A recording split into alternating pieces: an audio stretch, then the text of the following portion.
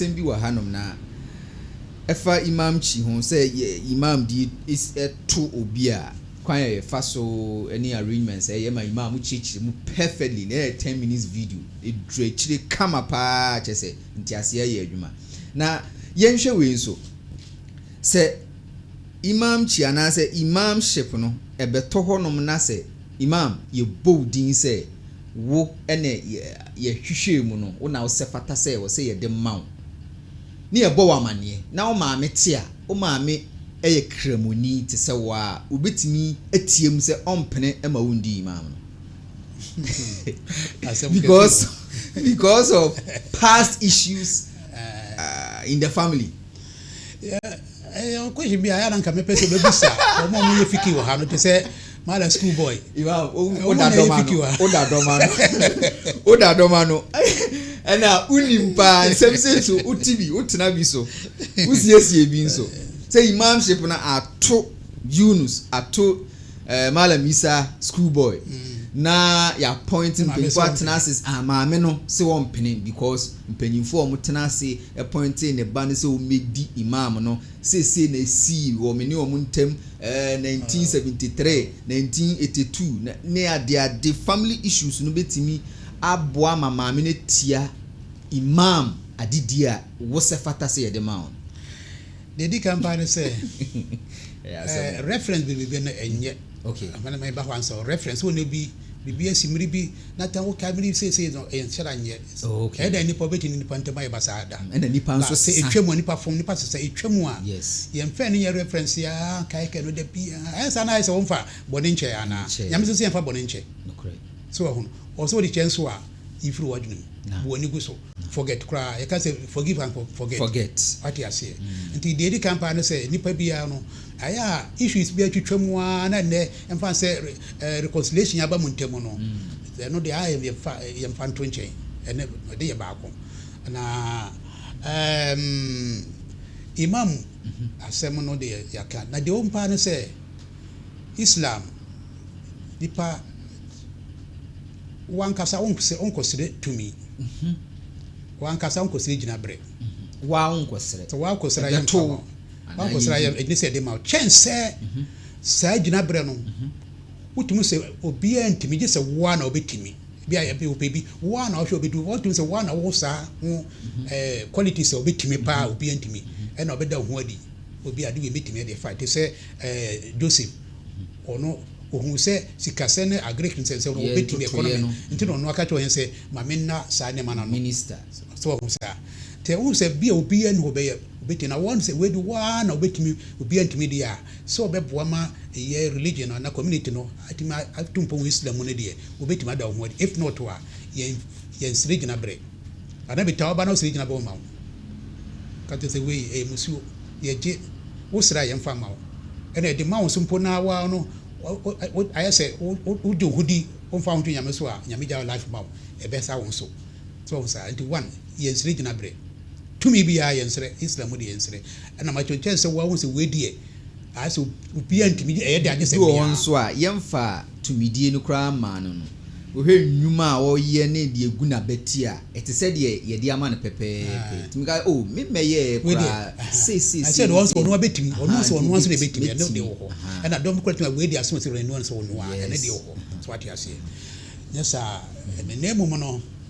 on say imam di say ye di amount na emunti emu no na se bia dey amount payfo na hwehwe mu so na obetimi wo na okuta qualities no bia nimdie subampa ne ma bi because oh be domano obeda domano ena enyame som te on se bia wo na obetimi na payfo no ayese wo ena epese wodi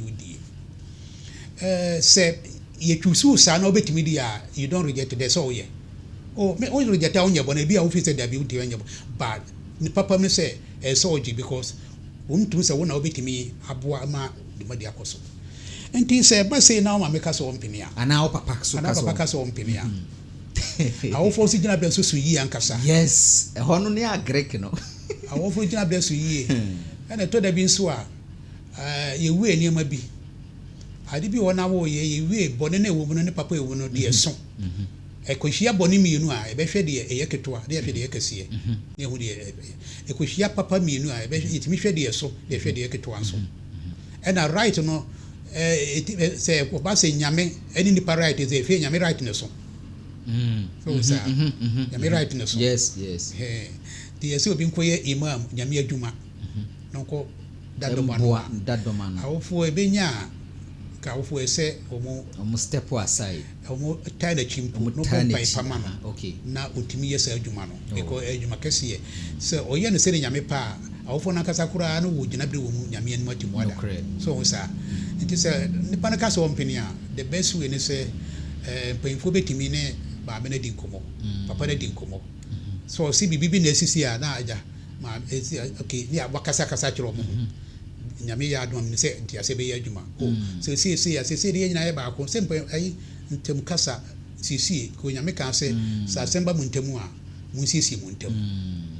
kan ko du mpa se ko ba se ba ko kasa wonti ase a mu nyina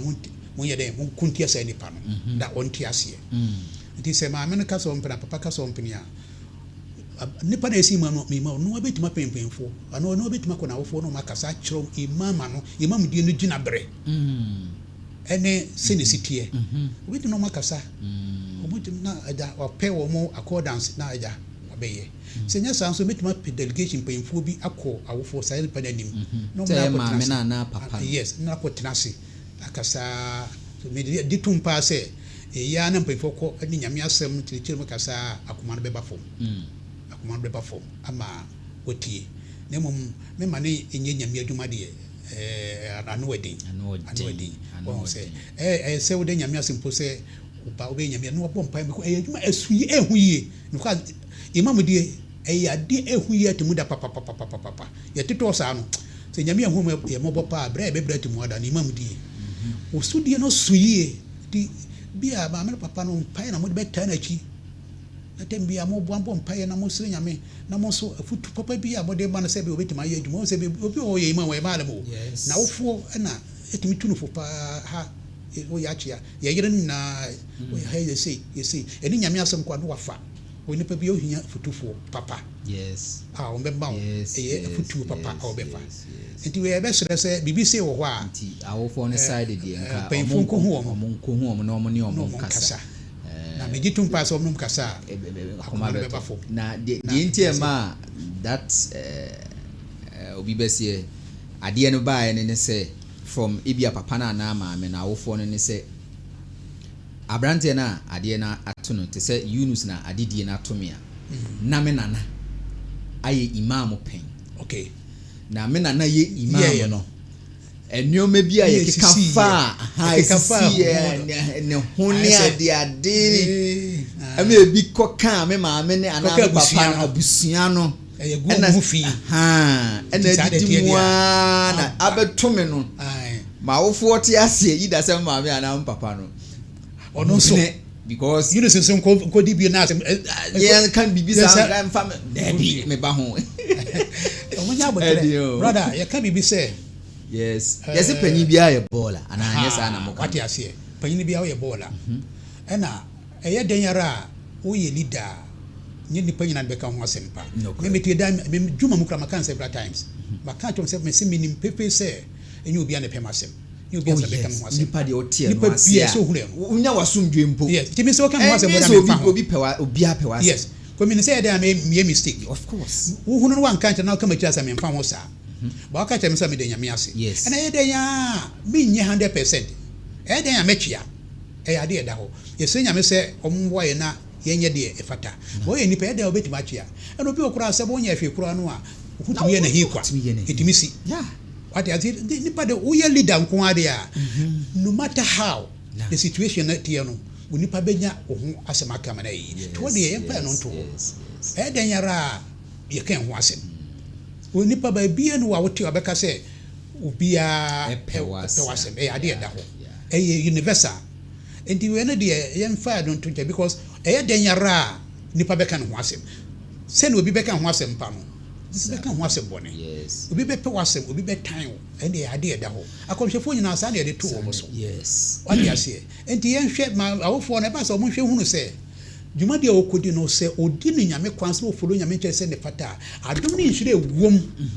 ene gina bere wom atemu da ma ono imam no ene na busuafo ne maame no pa na busuan ni mpo no omo hwe ho no mum taile chi mum pa ipama no na wontumi enye sa adwuma no afutu be na ade ma nipa na adidie nso ato no da adidie ato ibia Yunus na me maame se wompene na mpapa se wompene afutu be na ade be ma wo so hwe yie yes hwe no wanko kasa no so nti wo be kasa ti o maame na na papa no ana wo be ma abufuo bi ana hisem bi a control no wa react in a way bi akire wo the best quality family be san pe jasem kase yes awofo de eye denyara wo no munya asem se de ben oda so ye ba untimi no maame no papa ndiasa wo de ye de da so wo de kura yo kwa be fa so obeti makasa akire wo krokro ho a nti won hwe yie wo ne ba so be hwe yie se wanu nkoduru wo mo so ati ase obeti makọ maame papa wo di nyamesem wo azi krokro kibisa na wo kakra wo se ono a be sero ono wo hu de wo kam mba nyame fanche o bate machira nyame no se wanka kura anabi kura no timi tufo onka asem no a nipa wo ye no bo be fa kwami so na wo hunu die papa ne ka akiro na kuma no timi se nipa bi ho a se na kuma yedu na nebufu kwami so a utifa kwami so kasa kira na bufu na te kwato ans na ne niaje kwato ans nya wa o se nya wanka so nti wo de wo basa wo no be fa kwami so no ko wa wofo ana papa no kwami so sa tetoma imam die no nyamesum tete bi shara na se na o de mpanyimfo nso na machire na mpanyimfo se meke na mpanyimfo se na machire mpanyimfo se ka tuma nya tendiri bi o e kasa kire kakra imam die no responsibility ashase o fie pe o ashase se o manage situation o fie between o parents ene that's why you ma papa no am you nyina wo control conflict resolution e bia no kasapane kasede sabi ese wo ma papa onsom nyame kura no a o kasapane kasade ese o de ba no except that or show so say ya de bia ensem fata eno kura yo kwa be fa so be reject ade no kwa fa so na etimi no say Abraham ne papa ka so nkoton bo so okoton na so okoton je the way we see pam high say papa no ka na odi papa gina bre na nyame so gina bre so nyame se yen so no kwa me so bi nka no papa so je bo so nkoton ni enidi bi so do oje ye no okoton no se bo se fa so ni so nti won se no si to mo wana be to ade amfa so ni so ordinary nkromo obi anto about papa ma kini kro no ba bia o hwe man pa ba bia ya nto papa ti ben eno no to ho nice way strategy power of us no adena enye o mpese obeye nti ono so sika asem no okra meto ties o ma what I say nyankopon ma nti yakwan bi e fa so krokro ya wofo o yesa inshallah nti asebe ya jonti na me e ma sa ni pa no wisdom no man abotre so no hu ko be fa so na onye saadi na nyame ya don be yimam so a onya botre pa inshallah community no inshallah nyame beta na chi amen inshallah to aha ene edi mu nyina mu si da imam ase nchechero de bre me ka say new studio project ni guso a ekoso kakra obetimi eyi e dia support studio project no na odi afa 0246751175 0246751175 edin ebeba Imam online bibia yeti yetu yenya asase a yesi studio foforo yesi ama ekonanim pa na aka iron rods ye de behihiem kakra bi na ya flow so na yetu e de akọ insha Allah obetimi dia 0246751175 edin ebeba Imam online ena short code enso star 972*1*1262# eno ye Ghana numbers all networks. Remittance services ahodo ni nyina so bitimi dia fa so same number na MTN no 0246751175 aha ne edimusi yedam nyina mo ase yamam nyina assalamu alaikum wa rahmatullahi ta'ala wa barakatuh eno kwasem wo wiase ne se memi shidila de mi jinyankopon obo ade mi jiri di pa